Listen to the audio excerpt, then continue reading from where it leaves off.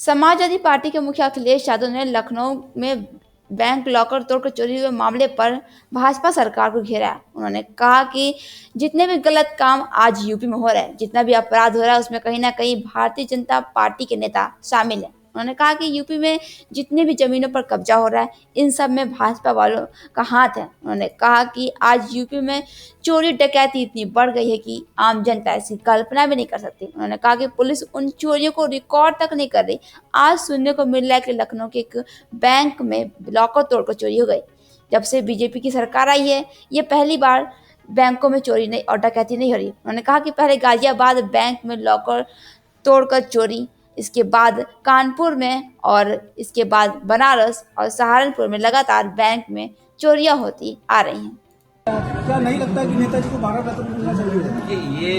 ये विधायक है हरीश जाट के, उन पर एमपी एमएलए कोर्ट ने सामूहिक दुष्कर्म। जितने भी गलत काम आज उत्तर प्रदेश में हो रहे हैं, जितने भी अपराध हो रहे हैं, कहीं न कहीं भारतीय जनता पार्टी के नेता ही उसके पीछे हैं। जितनी भी जमीनें कब्जा हो रही हैं, आप पूरे उत्तर प्रदेश में पता करवा लीजिए।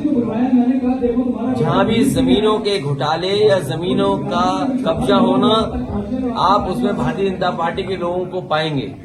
और चोरी डकैती तो इतनी हो रही है जिसकी आप कल्पना नहीं कर सकते। पुलिस रजिस्टर नहीं कर रही उन चोरियों को, डकैतियों को रजिस्टर नहीं कर रही। और आज सुनने को मिला है कि लखनऊ में एक बैंक के बैंक लॉकर में से चोरी हो गई। जब से बीजेपी की सरकार आई है, ये पहली बार हो रहा है बैंक में डकैतियां। और बैंक के साथ साथ बैंक में जो लॉकर है, जो सबसे सुरक्षित माना जाता है, उसकी चोरी। पहले गाजियाबाद में लॉकर चोरी हुई, कानपुर में बैंक की लॉकर में से निकाल के ले गए सामान, और आज राजधानी में, और इससे पहले बनारस में भी, सहारनपुर में भी। और याद कीजिए एक बैंक डकैती में किस तरीके से फ्रेम करके एक ऐसी घटना कराई जिससे पूरा उत्तर प्रदेश सरकार के खिलाफ खड़ा हो गया।